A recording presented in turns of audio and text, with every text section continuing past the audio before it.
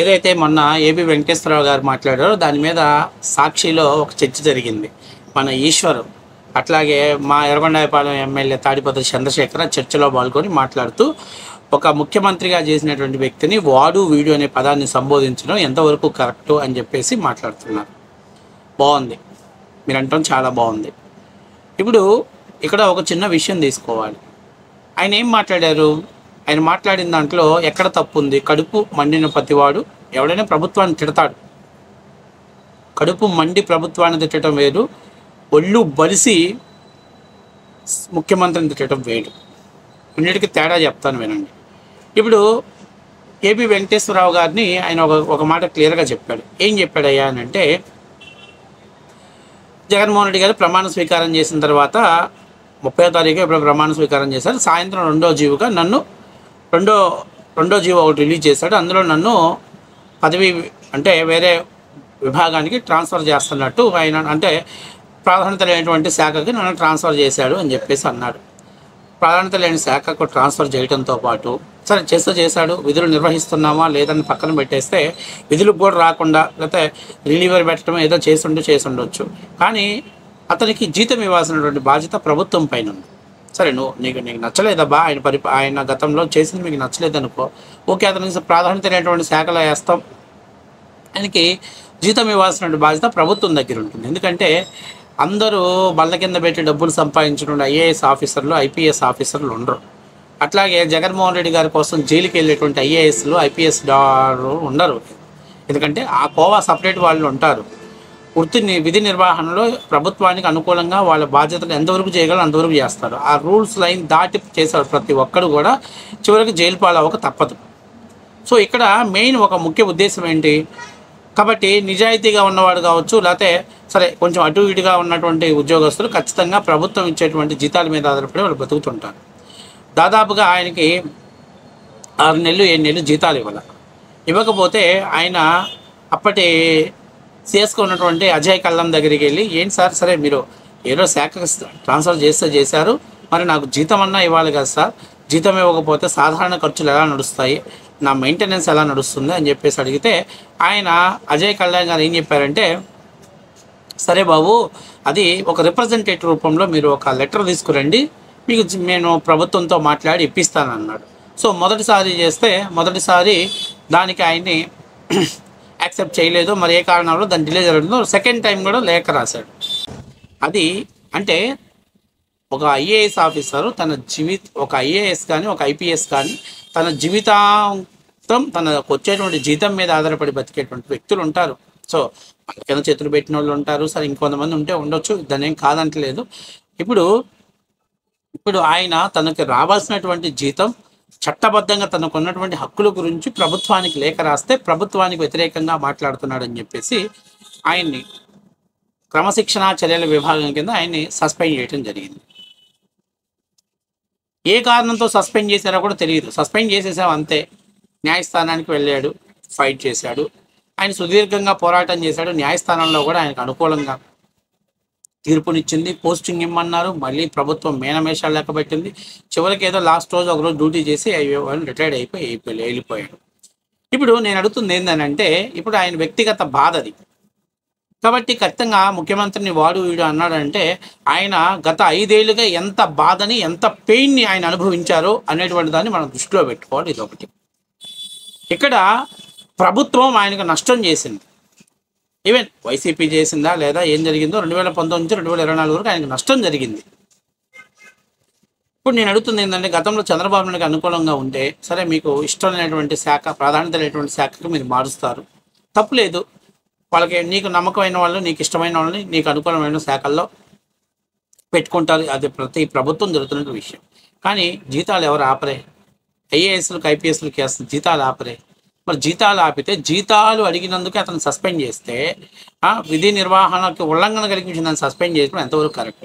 ఏ కారణంతో ఆయన సస్పెండ్ చేసామో కూడా మీరు పొందపరచకుండా న్యాయస్థానానికి వెళ్ళి ఆయన ఫైట్ చేస్తే ఆయన జీతాలు ఇవ్వడానికి నీకు మనసు రాలేదు, కానీ ఆయన మీద కేసు పెట్టి ఆయన మీద వాదించడానికి లాయర్లకు మాత్రం ప్రభుత్వం నుంచి పెద్ద ఎత్తున డబ్బులు ఇచ్చాడు. అంటే దీన్ని ఒక మాట ఏం చెప్పాలంటే, చారానా కోడికి బారానా మసాలా అన్నట్టు ఆ పరిస్థితిలో తీసుకొచ్చాడు జగన్మోహన్ రెడ్డి గారు. ఒక్కొక్క లాయర్కి ఒక రోజు వాదించినందుకు 50 లక్షలు, మరి ఎంత ఫీజు అంట. 50 లక్షలు ఈయన జీతం మహా అయితే అంతే ఉంటుంది కదా. కాబట్టి ఇవన్నీ ఏంటి, ఆయన మీద కక్ష కట్టి చేశారు కాబట్టి. ఎస్, ఆయన ఆత్మాభిమానం గత 5 ఏళ్ళు ఫైట్ చేసింది కాబట్టి ఆయన ఆ ఓడు వాడారు. సరే, పక్కన పెట్టేసాయి. ఇప్పుడు నేను అడుగుతున్నటువంటి వ్యక్తి సునీల్ కుమార్ గారు, ఒక ఐపీఎస్. ఏంటి, ఆయన ప్రభుత్వం యొక్క జగన్మోహన్ రెడ్డి ఆజ్ఞలు తూచా తప్పకుండా పాటించినటువంటి వ్యక్తి. ఆయన ఎవరిని అరెస్ట్ చేయమంటే వాడిని అరెస్ట్ చేశాడు, ఎవరిని కొట్టమంటే వాడిని కొట్టాడు, ఎక్కడ కొట్టమంటే అక్కడ కొట్టాడు. వాడు కొడితే వాడు ఏడుస్తుంటే ఆ వీడియో కాల్ చేసి మిగతా వాళ్ళు చూపించి ఆనందపడినటువంటి వ్యక్తి. ఇందాక ఆయన కడుపు మండినటువంటి వ్యక్తి. ఇప్పుడు ఒళ్ళు బలిసినటువంటి అధికారి ఎట్లా ప్రవర్తిస్తాడో చూడండి. సరే, దీని మీద వివరణ కోసం రఘురామకృష్ణరాజు కేసులో ఆయన ఏదైతే నగరపాలెం పోలీస్ స్టేషన్లో కేసు ఫైల్ చేశాడు. కేసు ఫైల్ చేస్తే దాని మీద న్యాయస్థానంలో సుప్రీంకోర్టు దాకా ఆయన గతంలో వెళ్ళి పనిచేశాడు. సరే, ఆ ప్రభుత్వం న్యాయం జరగదు, మళ్ళీ ఆ కేసును రీఓపెన్ చేసుకొని ఆయన ప్రయత్నం చేస్తున్నాడు. దాని మీద సునీల్ కుమార్ గారు ట్వీట్ పెట్టాడు కాబట్టి ఆయన సస్పెండ్ చేశారు. అంటే ఒక బాధ్యతమైనటువంటి వ్యక్తి ప్రభుత్వ విధుల్ని ఉల్లంఘన చేశాడు. అక్కడ ఏం చేశాడు ఆయన, ఏబి వెంకటేశ్వరరావు అక్కడ ఏం చేశాడు నేను అడుగుతున్నా. ఏం చేశాడు ఏబి వెంకటేశ్వరరావు గారి మీద మీరు అటువంటి చర్యలు తీసుకున్నారు? కనీసం జీతాలు కూడా ఇవ్వనటువంటి దౌర్భాగ్య పరిస్థితులు ఆయన ఎందుకు తీసుకొచ్చారు? కాబట్టి ఇవన్నీ తెలుసుకోవాల్సింది మీరు. ఊరికే సాక్షిలో లైవ్ డిబేట్ పెట్టి జగన్మోహన్ రెడ్డిని వాడన్నాడు వీడన్నాడు నలిగిపోతే ఎట్లా? అవతల వాడు డ్యామేజ్ జరిగినప్పుడు ఖచ్చితంగా రెస్పాన్స్ అయ్యేటువంటి అవతల మాట్లాడే విధానం అంతకంటే దారుణంగా ఉంటుంది. సామాన్య పౌరుడు కూడా అంటాడు, ఇచ్చి ఇంకొకసారి వీడికి ఓటు వేయకూడదురా బాబు, జీవితంలో ఓటు వేసినందుకు సంఖ నాకు ఇచ్చాడు, వీడికి బుద్ధి చెప్పాలని అంటాడు. అదేం పెద్ద తప్పు కాదే. వాడికి అన్యాయం జరిగింది కాబట్టి మాట్లాడాడు. సరే, మీరు పెద్ద పత్తిత్తుల్లాగా ఇదేదో అసలు ఏమీ తెలియనటువంటి అమాయకుల్లాగా ఒకసారి ముఖ్యమంత్రి అయినందుకే వాడు వీడు అనకూడదని చెప్పి మీరు చెప్తున్నారు. కాబట్టి నేను కూడా అడుగుతున్నా, కొడాలి నానిగాడు రాష్ట్రంలో ముఖ్యమంత్రి ఎక్కువసార్లు చేసినటువంటి వ్యక్తి. నాకు తెలిసి ఉమ్మడి ఆంధ్రప్రదేశ్లో మరియు రాష్ట్ర విభజన తర్వాత ముఖ్యమంత్రిగా ఉన్నటువంటి వ్యక్తి నారా చంద్రబాబు నాయుడు గారిని నీ అమ్మ మొగుడు ఖర్జూరపు నాయుడు ఇచ్చాడా అని అడిగాడు. ఇంకా నేను ఒక మాట చెప్తున్నా, ఈ కొడాలి నాని అనేటువంటి గుట్కాగాడు రోడ్ల కైనా గుట్కాలు తిని అద్దాలు తెలుసుకునేటువంటి లోఫోట్ గాడిని బీఫామ్ ఇచ్చి అసెంబ్లీకి పంపించింది తెలుగుదేశం పార్టీ నారా చంద్రబాబు నాయుడు గారు. అంటే నారా చంద్రబాబు నాయుడు గారు లబ్ధి పొందాడు. అలాంటి వాడు చంద్రబాబు నాయుడు గారిని ఏకవచనంతో మాట్లాడి ఆయనకు ఉన్నటువంటి డిజీజెస్ గురించి కూడా మాట్లాడినటువంటి వ్యక్తి. ఆ రోజు ఈ ఈశ్వర్ కానీ లేకపోతే ఎక్కడికి పోయిందమ్మా ఈ నీతి నిజాయితీలంతా? ఇవాళ మీ చైర్మన్ గారి భర్తని ఒక మాట అన్నారని చెప్పి లబోదిబో అని ఏడుస్తున్నారే. ఆ రోజు కొడాలి నానిగాడు ఎక్కడికి పోయాడు? వాడు మాట్లాడిన మాటలకి ఎప్పుడన్నా మీరు కనీసం ఇది ఒక ప్రజాప్రతినిధి, ఒక మంత్రిగా ఉన్నటువంటి సన్నాసుడు ఆ భాషను ఎందుకు ప్రయోగిస్తాడని చెప్పేసి మీరు ఎందుకు అనలేకపోయారు? వల్లభనేని వంశీ మీ పార్టీలోకి తీసుకొచ్చి మీరు వెనక నుంచి మాట్లాడించారు. సరే, వాళ్ళని పక్కన పెట్టే ద్వారపూడి చంద్రశేఖర్ మాట్లాడిన మాటలు గుర్తున్నాయో లేవో మరి. ఆ రోజు మీకు గుర్తు రాలేదేం? పాపం ప్రజాప్రతినిధులు వీళ్ళు గుర్తు రాలేదేం మరి?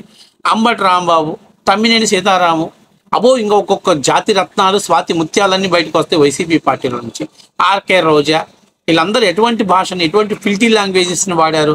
ఆ రోజు మీకు గుర్తు రాలేదా? ఆ రోజు మీకు అర్థం కాలేదా? ఆ రోజు మీరు కూడా తెలుసుకోవాల్సిన ఒకటే విషయం ఏంటంటే, కాలం ఎప్పుడు ఒకేలా ఉండదు. ఆయనకి కష్టం వచ్చింది కాబట్టి ఆయన ఏకవచనంతో మాట్లాడారు. మీకు చేతనైతే, మీకు దమ్ముంటే ఆయన ఎందుకు సస్పెండ్ చేశారు, ఎందుకు చేయాల్సి వచ్చింది, రీజన్స్ చెప్పండి మీరు. అంతేగాని ఊరికి ఆయన ఏదో ఒకటి మాట్లాడితే దానికి ఆపాదిస్తూ మీరు లైవ్ డిబేట్స్ పెట్టి ఒక ముఖ్యమంత్రిని అన్నారు, మాజీ ముఖ్యమంత్రిని అన్నారని మీరు లబోదిబోమని గుండెలు గుద్దుకుంటే, గతంలో 3 సార్లు ముఖ్యమంత్రిగా చేసినటువంటి చంద్రబాబు నాయుడు గారిని ఏకవచనంతో వైసీపీ నాయకులు మాట్లాడినప్పుడు, అలాగే నిండు శాసనసభలో ఒక మహిళ గురించి మాట్లాడినప్పుడు ఎక్కడికి పోయింది ఈ సంస్కృతి? ఎవరు తీసుకొచ్చారు ఈ సంస్కృతి? ఎక్కడుందిరా ఈ సంస్కృతి? ఈశ్వర్, ఈరోజు నేను అడుగుతున్నా. ఈరోజు మీ నాయకుడిని మాట్లాడారని మీ ఛానల్ యొక్క ఆయన భర్త అని మాట్లాడారని మీడియా ముందుకు వచ్చి ఎగేసుకుంటూ వచ్చి మాట్లాడుతున్నావే, గత 5 ఏళ్ళుగా ఒక్కసారి మనం లైవ్ డిబేట్ పెట్టి దాని గురించి మాట్లాడేవరా గూక్లే? ముందు మనం ఎట్లా ఉంటామో నేర్చుకొని మిగతా వాళ్ళు కూడా అలా ప్రవర్తిస్తారని తెలుసుకోవాలి.